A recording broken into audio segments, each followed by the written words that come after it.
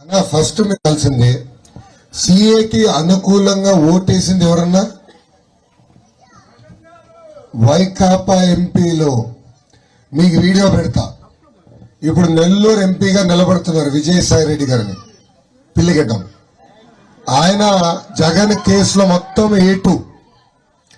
ఆయన ఏంటంటే రాజ్యసభలో మాట్లాడుతూ సంపూర్ణ మద్దతు మేము తెలుపుతున్నాం అని చెప్పాడు. అంటే ఆనాడు తెలీదా వాళ్ళకి? ఆనాడు డౌట్ ఉంటే ఎందుకు ఓటేశారు, ఇప్పుడు ఎందుకు దుష్ప్రచారం చేస్తున్నారు?